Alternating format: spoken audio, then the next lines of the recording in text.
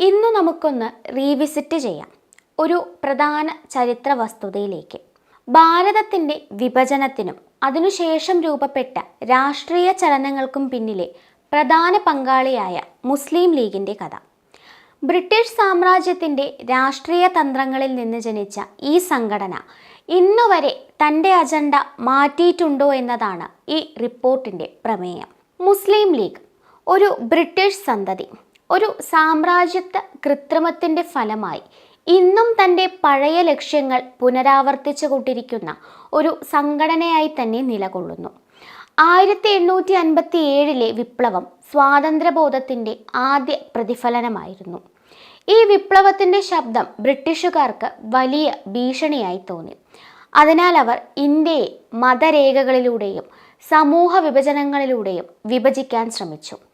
അതുതന്നെയാണ് പിന്നീട് മുസ്ലിം ലീഗ് രൂപം കൊണ്ടതിന് പിന്നിലെ രാഷ്ട്രീയ ഗണിതം. 1906 ബ്രിട്ടീഷ് വൈസ്രോയ് മിൻറ്റോയുടെ പ്രോത്സാഹനത്തോടെയും അലിഗഡ് കോളേജിലെ മുസ്ലിം എലീറ്റ് നേതാക്കളുടെ സഹകരണത്തോടെയുമാണ് മുസ്ലിം ലീഗ് പിറന്നത്. വൈസ്രോയ് സ്വയം ഈ നീക്കത്തിൻ്റെ തിരശീലയ്ക്ക് പിന്നിൽ നിന്നതായി രേഖകൾ തെളിയിക്കുന്നു. മുസ്ലിങ്ങൾക്കായി പ്രതിനിധികൾ ഉണ്ടാകണം, മതാടിസ്ഥാനത്തിലുള്ള രാഷ്ട്രീയമാണ് ഉചിതം. ഇങ്ങനെയായിരുന്നു അദ്ദേഹത്തിൻ്റെ മാർഗനിർദ്ദേശം. ഇതായിരുന്നു ഇന്ത്യയിലെ മതാധിഷ്ഠിത രാഷ്ട്രീയത്തിൻ്റെ വിത്ത്. മൗലവി തുഫൈൽ അഹമ്മദ്, രാജേന്ദ്ര പ്രസാദ് തുടങ്ങിയവർ പിന്നീട് രേഖപ്പെടുത്തിയതനുസരിച്ച് മുസ്ലിം ലീഗ് എന്നത് ഒരു മുൻകൂട്ടി തയ്യാറാക്കിയ രാഷ്ട്രീയ നാടകമായിരുന്നു. ബ്രിട്ടീഷുകാർ ഹിന്ദു മുസ്ലിം ഏകത്വത്തെ തകർക്കാനുള്ള ഏറ്റവും ഫലപ്രദമായ ആയുധമായി അത് വിനിയോഗിച്ചു. കൂടുതൽ പ്രാധാന്യം നേടിയത് ലീഗ് 1930-40 കാലഘട്ടത്തിലാണ്. സ്വാതന്ത്ര്യ സമരത്തിൻ്റെ അന്തിമഘട്ടം അടുത്തപ്പോഴേക്കും മുസ്ലിം ലീഗ് ഇസ്ലാം അപകടത്തിലാണെന്ന് പറഞ്ഞത് മുസ്ലിം സമൂഹത്തെ ഭയപ്പെടുത്താനും രാഷ്ട്രീയമായി വേർതിരിക്കാനും ശ്രമിച്ചു.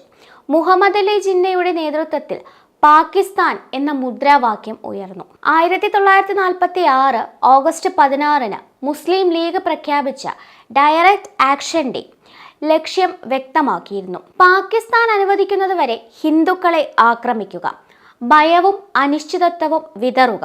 ആ ദിവസം കൊൽക്കത്ത, നൊയാഖലി, ബീഹാർ എന്നിവിടങ്ങളിൽ പടർന്ന കലാപം ആയിരക്കണക്കിന് ജീവനുകൾ നഷ്ടപ്പെടുത്തിയതായിരുന്നു. അതിൻ്റെ പ്രതിഭാസം മലബാറിലേക്കും പടർന്നിരുന്നു. മലബാറിൻ്റെ തെരുവുകളിലും ഗ്രാമങ്ങളിലും പാകിസ്ഥാൻ അല്ലെങ്കിൽ ഖബറിസ്ഥാൻ എന്ന മുദ്രാവാക്യം മുഴങ്ങി. മുസ്ലിങ്ങൾ എണ്ണത്തിൽ കൂടുതലായ പ്രദേശങ്ങളിൽ കയ്യിലെന്നും വാളും കത്തിയും അരയിൽ പട്ടയും ഒരു രാഷ്ട്രീയ വെല്ലുവിളിയുടെ രൂപമായിരുന്നു അത്. അന്നത്തെ ഖിലാഫത്ത് പ്രസ്ഥാനത്തിലെ നേതാക്കളിൽ ഒരാളായ മുഹമ്മദ് അബ്ദുറഹ്മാൻ പാകിസ്ഥാൻ ആശയത്തെ തുറന്ന് എതിർത്തു. അതുകൊണ്ടാണ് അദ്ദേഹത്തിന് നേരെ ആക്രമണമുണ്ടായത്. മദ്രാസിൽ നടന്ന ഒരു പൊതുസമ്മേളനത്തിൽ അദ്ദേഹം മർദ്ദിക്കപ്പെട്ട് അവശനിലയിലായി. പാകിസ്ഥാൻ രൂപം കൊണ്ടപ്പോഴേക്കും ലീഗിന്റെ ലക്ഷ്യം പൂർത്തിയായി എന്ന് തോന്നിയെങ്കിലും വിഭജനവാദം അവിടെ അവസാനിച്ചില്ല. 1947 ഡിസംബർ 14-15 തീയതികളിൽ പാകിസ്ഥാനിലെ കറാച്ചിയിൽ മുസ്ലിം ലീഗിൻ്റെ ഗവേണിംഗ് കൗൺസിലിൽ യോഗം ചേർന്നു. ജിന്ന അധ്യക്ഷത വഹിച്ചു. 300 പ്രതിനിധികളിൽ 160 പേരും ഇന്ത്യയിൽ നിന്നുള്ളവരായിരുന്നു. അവിടെ ഒരു നിർണായക തീരുമാനമുണ്ടായി. ഇന്ത്യയിലും പാകിസ്ഥാനിലും ലീഗ് വേർതിരിച്ച് പ്രവർത്തിക്കുമെന്ന്. അതായത് വിഭജനത്തിന് ശേഷവും വിഭജനവാദം തുടരുമെന്ന ഉറപ്പ്. തുടർന്ന് രൂപം കൊണ്ടത് ഇന്ത്യൻ യൂണിയൻ മുസ്ലിം ലീഗ്. പാകിസ്ഥാനെ തേടി വോട്ട് ചെയ്തവരിൽ പലരും ഇന്ത്യയിൽ തന്നെ തുടരുകയായിരുന്നു. അവർ പറഞ്ഞത് വ്യക്തമായിരുന്നു: ഞങ്ങൾ നിൽക്കുന്നിടം തന്നെയാണ് ഞങ്ങളുടെ പാകിസ്ഥാൻ. 1945-46 തിരഞ്ഞെടുപ്പിൽ മുസ്ലിം ലീഗ് പാകിസ്ഥാനെ ലക്ഷ്യമാക്കി വോട്ട് തേടി. കേന്ദ്ര അസംബ്ലിയിൽ 86% മുസ്ലിം വോട്ടുകൾ ലീഗിന് ലഭിച്ചു. മദ്രാസ് സംസ്ഥാനത്ത് ലഭ്യമായ എല്ലാ മുസ്ലിം സീറ്റുകളിലും ലീഗ് സ്വന്തമാക്കി. അതേ മുദ്രാവാക്യത്തോടെയാണ് പാകിസ്ഥാൻ അല്ലെങ്കിൽ ഖബറിസ്ഥാൻ എന്ന വിളി മുഴങ്ങിയത്. വിഭജനത്തിന് ശേഷവും ലീഗ് നിലപാട് മാറ്റിയില്ല. അവരുടെ രാഷ്ട്രീയവാദം മാറിയില്ല, മാത്രം ആമുഖം മാറ്റി. മുസ്ലിങ്ങൾ ഭൂരിപക്ഷമുള്ള പ്രദേശങ്ങൾക്ക് പ്രത്യേകം അവകാശം വേണം, ഗോഹത്യയ്ക്കുള്ള സ്വാതന്ത്ര്യം വേണം, വന്ദേമാതരം പാടരുത്, ഇന്ത്യയുടെ രാഷ്ട്രഭാഷ ഉറുദു ആയിരിക്കണം, ത്രിവർണ പതാകയ്ക്ക് പകരം മുസ്ലിം ലീഗ് പതാകയ്ക്കും പ്രാധാന്യം വേണം. ഇവയെല്ലാം അവരുടെ ആവശ്യങ്ങളിൽ ഉൾപ്പെട്ടു. ഡോക്ടർ അംബേദ്കറിന്റെ Pakistan or partition of India എന്ന ഗ്രന്ഥത്തിൽ അദ്ദേഹം തന്നെ ഈ ആവശ്യങ്ങൾ രേഖപ്പെടുത്തിയിട്ടുണ്ട്.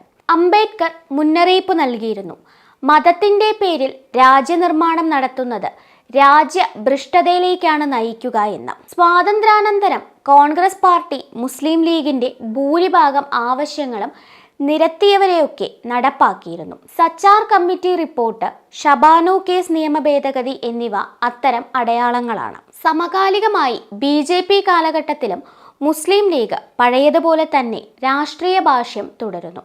ദേശീയ ഗാനം പാടാൻ നിർബന്ധിക്കുന്നു, ഹിന്ദു രാജ്യമുണ്ടാക്കുന്നു, മുസ്ലിങ്ങൾ രണ്ടാമത്തെ പൗരന്മാരാകുന്നു. ഇവയാണ് ഇന്നും അവർ ഉപയോഗിക്കുന്ന മുദ്രാവാക്യങ്ങൾ. ഇവ 1940കളിലെ ജിന്നയുടെ പ്രചാരണവുമായി അതേപോലെയാണ്. മുസ്ലിം ലീഗ് എല്ലാ കാലത്തും മുന്നോട്ട് വെച്ച രണ്ട് വാദങ്ങൾ: ഒന്ന്, വിശ്വാസ സംരക്ഷണം; രണ്ട്, ജനസംഖ്യാ പ്രാധാന്യം. അതായത് മതവും സംഖ്യാബലവുമാണ് രാഷ്ട്രീയ ആയുധം. ജനസംഖ്യാ മാറ്റങ്ങൾ ചരിത്രം വ്യക്തമാക്കുന്നു. പാകിസ്ഥാനിൽ 1947 ഹിന്ദുക്കൾ 19% ഉണ്ടായിരുന്നപ്പോൾ ഇന്ന് അത് 1.6%. ബംഗ്ലാദേശിൽ 26% ഇപ്പോൾ 11%. അതേസമയം ഇന്ത്യയിൽ മുസ്ലിം ജനസംഖ്യ 1951 10.4% നിന്ന് 1991 12.6% ഉയർന്നു. കേരളത്തിലെ സ്ഥിതിയും അതുപോലെ തന്നെ. 1951 മുസ്ലിം ജനസംഖ്യ 17.5% ആയിരുന്നത് 91 23%. മലപ്പുറം ജില്ലയിൽ ഏറ്റവും ഉയർന്ന ജനനിരക്ക്, പത്തനംതിട്ടയിൽ ഏറ്റവും കുറഞ്ഞത്. ഇത് ദാരിദ്ര്യത്തിന്റെയോ വിദ്യാഭ്യാസക്കുറവിന്റെയോ കാരണമല്ല, മതപരമായ സാമൂഹിക വ്യവസ്ഥിതികളുടെ ഫലമാണിതെന്നാണ് വിദഗ്ധർ പറയുന്നത്. വിഭജനകാലത്തെ ദാറുൽ ഇസ്ലാം ആശയം ഇന്നും ചില മതരാഷ്ട്രീയ പ്രസ്ഥാനങ്ങളിൽ പുതിയ രൂപത്തിൽ പ്രത്യക്ഷപ്പെടുന്നുണ്ട്. മുസ്ലിം ലീഗ് മതേതരത്വം പ്രചരിപ്പിക്കുന്ന പാർട്ടിയാണോ, അല്ലെങ്കിൽ മതാധിഷ്ഠിത രാഷ്ട്രീയത്തിന്റെ പ്രതിനിധിയാണോ എന്ന ചോദ്യം ഇന്നും നിലനിൽക്കുന്നു. 1940 അലിഗഡ് ബുദ്ധിജീവികൾ തയ്യാറാക്കിയ വിഭജന പദ്ധതി അനുസരിച്ച് മുസ്ലിം ഭൂരിപക്ഷമുള്ള പ്രദേശങ്ങൾ എല്ലാം സ്വതന്ത്ര ഇസ്ലാമിക രാഷ്ട്രങ്ങളാകണമെന്നായിരുന്നു പദ്ധതിയുടെ മർമ്മം. പാകിസ്ഥാൻ അതിന്റെ ആദ്യഘട്ടമായിരുന്നു. പിന്നീട് കാശ്മീർ, ഹൈദരാബാദ്, മലബാർ, ഡൽഹി ഇവിടങ്ങളിലേക്കും അതിന്റെ പ്രത്യാഘാതം പടർന്നു. ഇതിലൂടെ മതാധിഷ്ഠിത രാഷ്ട്രീയത്തിന്റെ അപകടം വ്യക്തമാണ്. വിഭജനവാദം മതത്തിന്റെ പേരിൽ രാഷ്ട്രീയമാകുമ്പോൾ രാജ്യം തന്നെ മതത്തിന്റെ പിറകിലേക്ക് അടിച്ചുമാറ്റപ്പെടും. മതവും രാജ്യവും വേർതിരിക്കാനാവാത്ത ഒരു ആശയം. ഇന്ത്യയുടെ അടിസ്ഥാന ഘടനയോടാണ് എതിർപ്പുള്ളത്. ഇന്നത്തെ ഇന്ത്യൻ യൂണിയൻ മുസ്ലിം ലീഗ് തൻ്റെ ചരിത്രത്തിന്റെ ഇരട്ട മുഖങ്ങൾ കൈവിടാതെ തുടരുകയാണ്. ഒരു ഭാഗത്ത് ജനാധിപത്യത്തിൻ്റെയും മതേതരത്വത്തിൻ്റെയും പേരിൽ രാഷ്ട്രീയ അവകാശങ്ങൾ ഉന്നയിക്കുമ്പോൾ മറ്റൊരു ഭാഗത്ത് മതത്തിൻ്റെ പേരിൽ സമൂഹത്തെ വേർതിരിക്കുന്ന പ്രചരണങ്ങൾ നടത്തുന്നു. മുസ്ലിം ലീഗ് തൻ്റെ പാരമ്പര്യത്തിൽ നിന്ന് മാറുമോ എന്നത് ഭാരതീയ രാഷ്ട്രീയത്തിൻ്റെ ഭാവി നിർണ്ണയിക്കും. വിഭജനത്തിൻ്റെ മുറിവുകൾ മറക്കാനാവില്ല, എന്നാൽ അതിൻ്റെ പാഠം പഠിക്കാതിരിക്കാൻ പാടില്ല. ഭാരതം മതമോ മതരാഷ്ട്രീയമോ അല്ല, പൗരന്മാരുടെ രാജ്യമാണ്.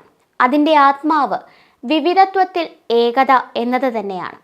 അത് തകർക്കാൻ ശ്രമിക്കുന്നതെന്തും ആത്മീയമായും രാഷ്ട്രീയമായും ഇന്ത്യയുടെ ആത്മാവിനോടുള്ള വെല്ലുവിളിയാണ്. ഭാരതത്തിൻ്റെ വിഭജന വേദനകൾ ഇന്നും സ്മരണയാകുമ്പോൾ മുസ്ലിം ലീഗിന്റെ ചരിത്രം നമുക്ക് പഠിപ്പിക്കുന്ന ഒരു കാര്യമാണ്: മതവും രാഷ്ട്രീയവും ചേർന്നാൽ രാഷ്ട്രത്തിന്റെ ആത്മാവ് ക്ഷയിക്കും. മതത്തിന്റെ പേരിൽ ഭയവും സംശയവും വിതയ്ക്കുന്നത് വാർത്താ പ്രാധാന്യമുണ്ടാക്കുമെങ്കിലും രാജ്യനിർമ്മാണത്തിന് അതൊന്നും വഴിയല്ല. ഇതാണ് മുസ്ലിം ലീഗ്. ബ്രിട്ടീഷ് സന്തതിയും വിഭജന രാഷ്ട്രീയവും, ഒരു ചരിത്രത്തിന്റെ പാഠവും ഒരു നാടിന്റെ മുന്നറിയിപ്പും. News desk IBN Malayalam.